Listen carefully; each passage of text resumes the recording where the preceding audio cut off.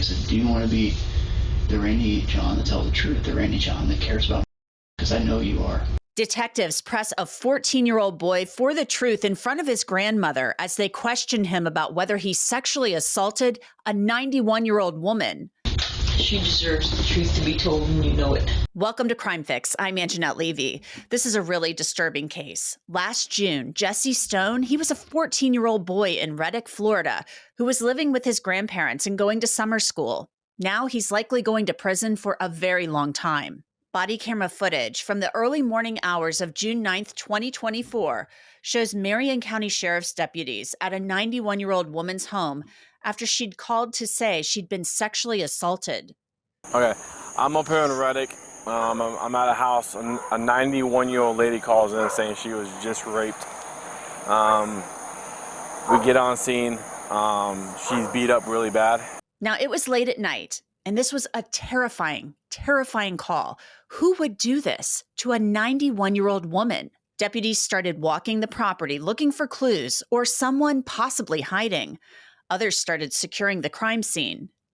We'll just get some tape. We'll lock down the house. Once she gets out, we'll wrap it up. Okay. It's our crime scene. I got evidence coming, major crimes coming. Canine's coming, one's coming. Who do you want to go with her to the hospital? I don't care, as long as someone goes. I mean, if you talk to her, that's fine. Being that it's a female, maybe Alyssa can go a little bit more comfortable. That lady's moved out of the way, right?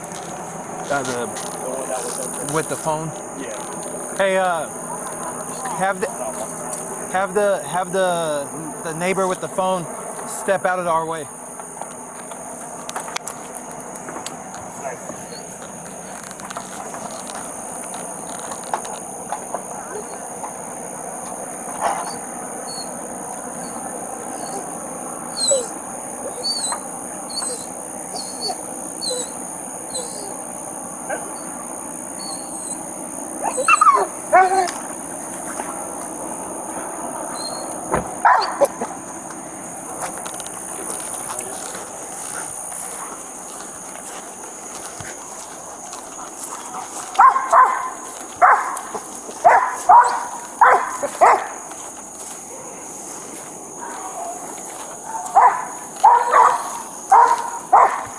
Now, this is a very, very serious case, so it was all hands on deck. The rest of the neighborhood could be in danger with a rapist on the loose. So she saw a shadow approaching her, and all of a sudden he just started wailing on her. She's significantly injured in her face and got a big gash on her arm. She's 91 years old. So she says that the guy sounded Hispanic and he was telling her to be still and penetrated her with his fingers. And she said that he felt like he was not erect, but maybe trying to be. She said it lasted about 15, That's her? Yeah.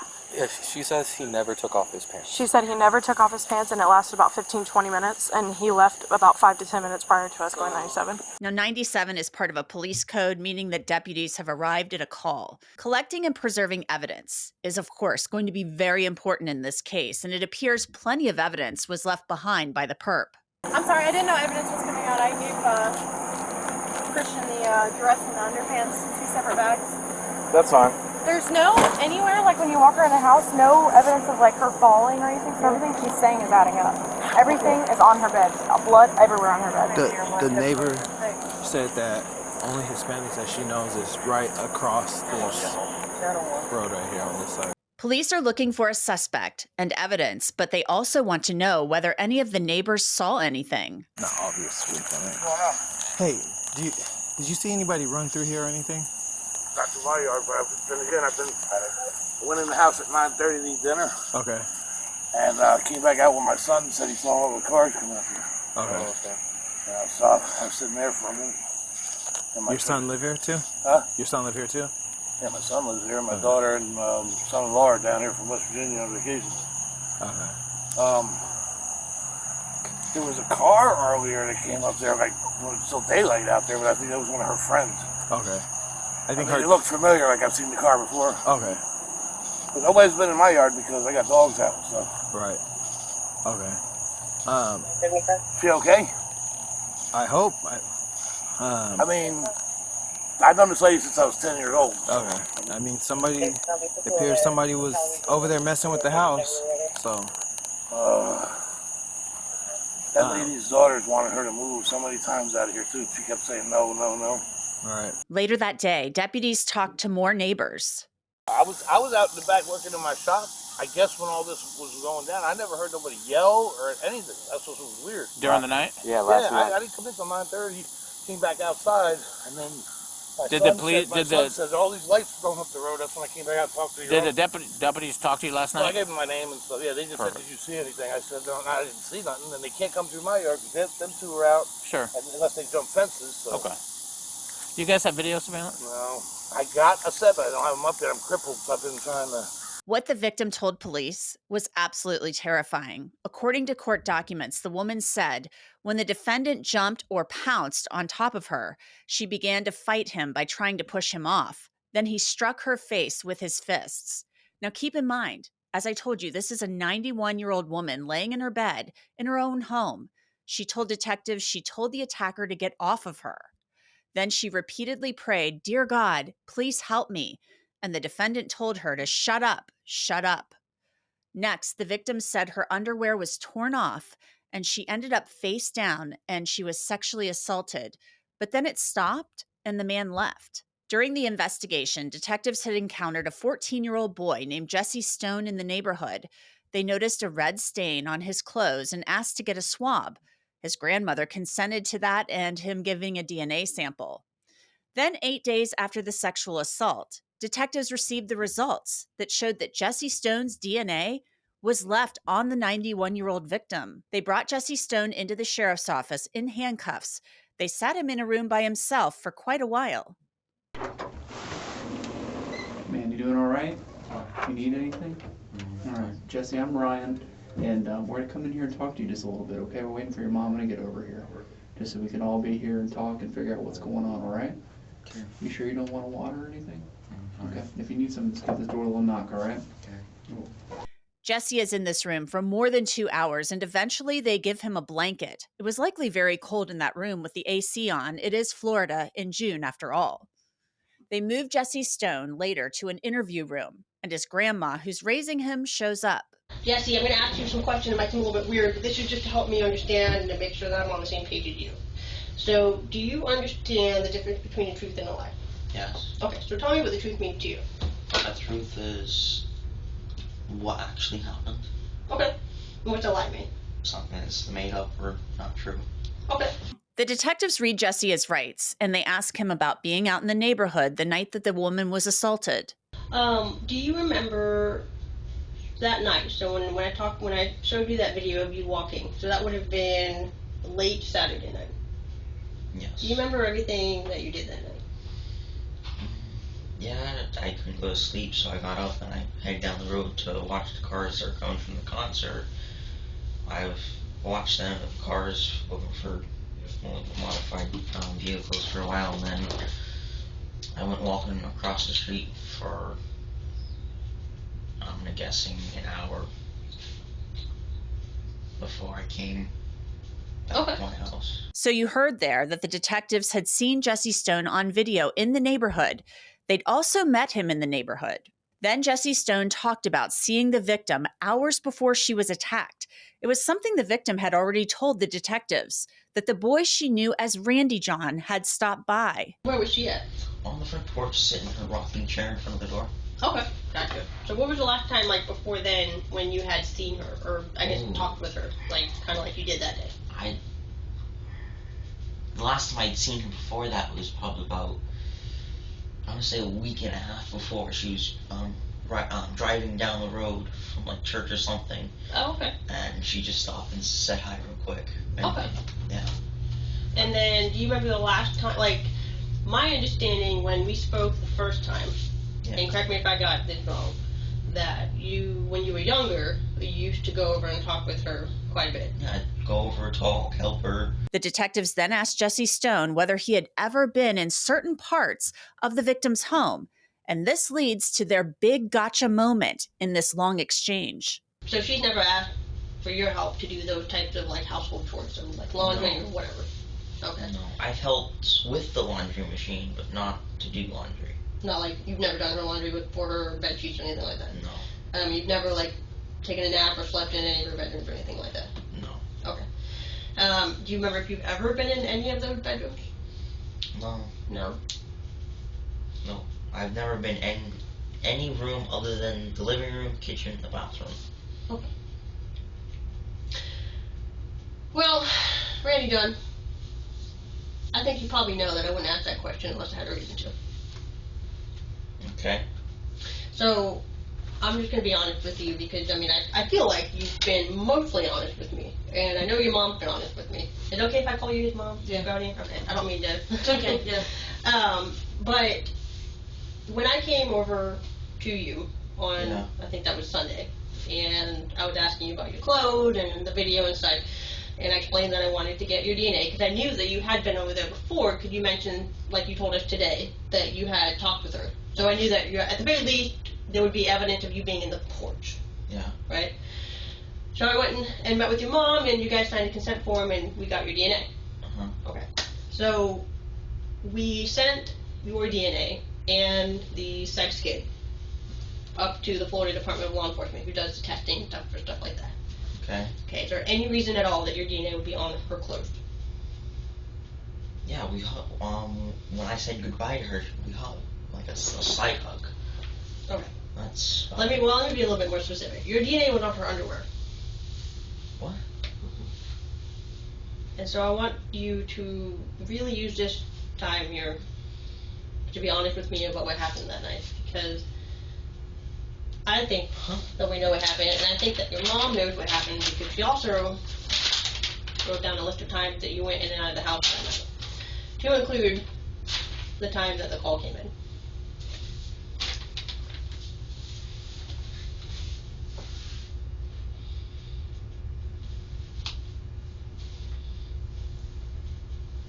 And I think you probably know that you wouldn't be in here unless we had a good reason to put you in. I don't see. What? It's not about C, Randy John. It's truth. Yeah, Truth. It's impossible for my DNA to be on her underwear. That's what we like to think too, brother, but that stuff doesn't lie, that stuff doesn't get made up. Sometimes the truth can be hard. You seem like a really good guy, man. You seem like you got a good head on your shoulders, you make connections with people that need help, you go out there and you help other people.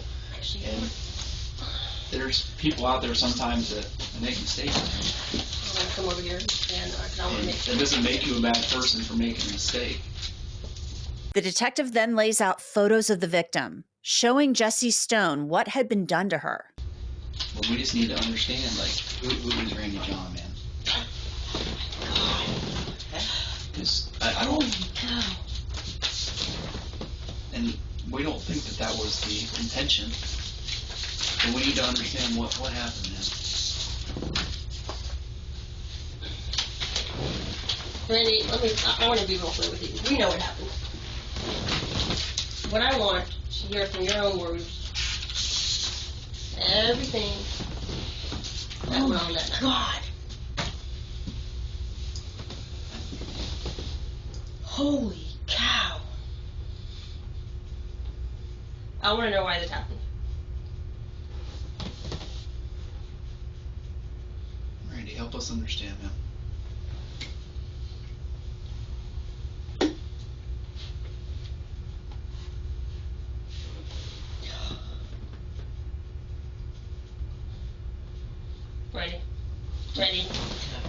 Randy, look at me for a second.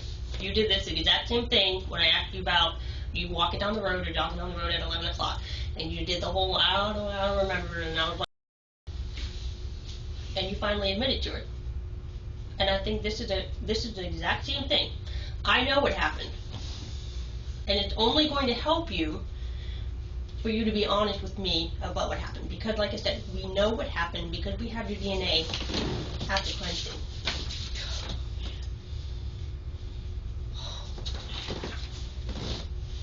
Like you said, it's not like we're talking about a sweater that it was found on. It's in this elderly woman's underwear.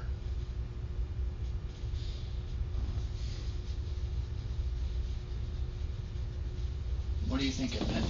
We're putting everything out here, and you're kind of just looking at all this, man. I know it might be a shock, but what are you thinking? I'm overly confused. What are you confused about? I wasn't even near her house. I was across the street.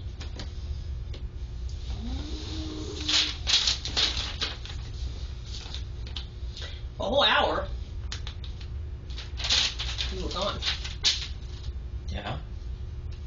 I said I was gone for about an hour. The detectives leave the room, and Randy John is left with his grandmother. Mom, I don't know if you want to have a couple minutes to talk with your son. Randy, I want you to think real long and hard about everything that happened. And I want to do this, listen, more than I want to have the truth from you about what happened, because I know that you know what happened, I want to do this for her. If she is as an amazing of a person as you say she is, and I believe you because I've talked with her, getting all of this out in the open for her is what matters. She deserves the truth to be told, and you know it. Personally, I can't believe that this is a horrible thing, Randy John. That's a horrible thing. I don't even have the ability to do that. Well, it's hard for me to believe too. It's really hard for me to believe too that you would do a thing like this. I didn't. But how many times have you been caught in lies? I know. And this is the whole reason why you're on restriction. It's because you're not telling the truth about things. If this woman deserves to have the truth, she deserves it, and you know that. What? Don't say whys, Randy John, because why doesn't exist here. I wasn't at her house. Randy John, it's across the street. Look at her. Look at her. Look at her face. That's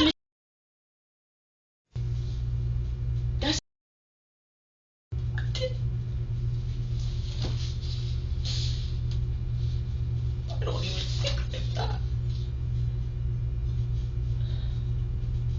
I've never seen you hurt anybody, but I don't want to hurt what the anyone. hell are you doing outside at that time of night? It doesn't make any sense. Do you understand? Randy John, it doesn't make any sense. There's a million different things you can do. Being outside where you don't belong, and you know you don't belong out there. I'm sorry, but I'm an outdoorsy person. You're not an outdoorsy person. You're a sit in front of the TV kind of guy. When I don't have TV, I'm outside. Well, I don't know. I hope and pray you did not do this to this I woman. didn't. I hope and pray. I hope and pray you did not do this. Because this is horrific. This is a human being. And she deserves justice. She does. If this would have happened to your sister, what would you do? Murder whoever. If you know anything about this, Randy John, for her at least, if you care about her, tell the truth. Tell the truth. You know,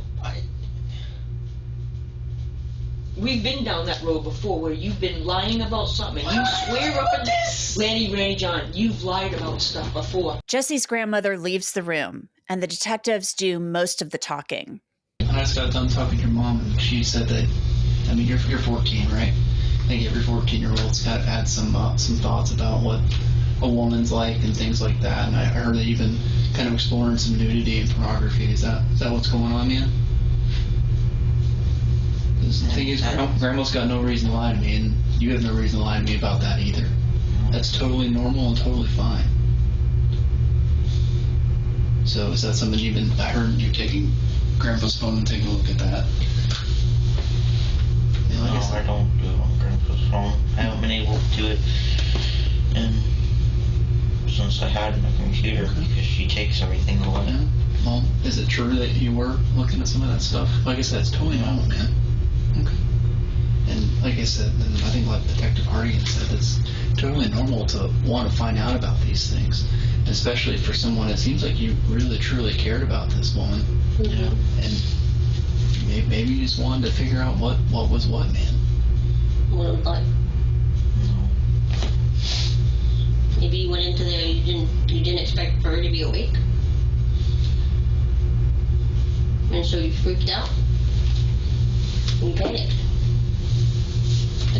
feels like is that this was a oh shit, and then maybe you just slapped her around, not expecting her to. Maybe you just wanted to knock her out. You didn't think you would hurt her this bad, and then you got out of there. Because what we're trying to figure out, Randy John, is like Detective Hardy said, like we're pretty certain of what happened.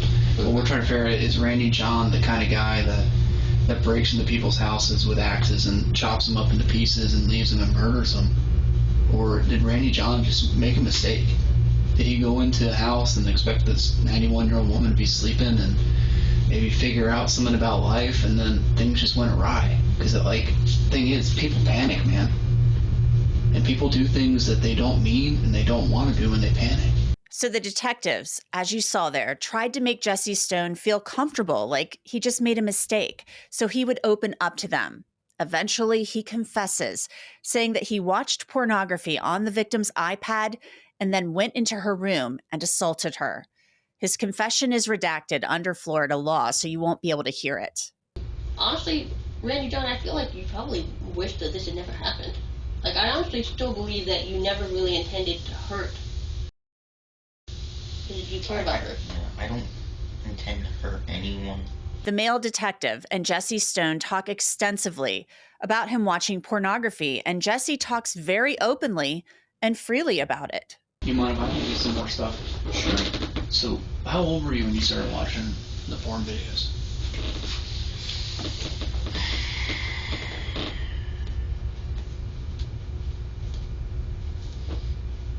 My friend showed them to me when I was 10.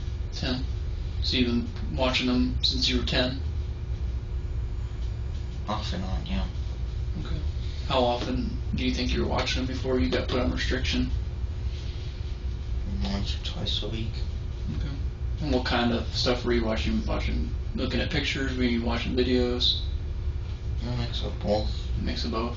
Okay. And what site do you normally use? Oh, the XNXX. XNXX. And that's all it's called? You just put that into Google, XNXX? Yeah, that was the website my friend showed me. Okay. Jesse Stone pleaded guilty to the charges back in December. He'll be sentenced next month. He is now 15 years old. And that's it for this episode of Crime Fix. I'm Angenette Levy. Thank you so much for being with me. I'll see you back here next time.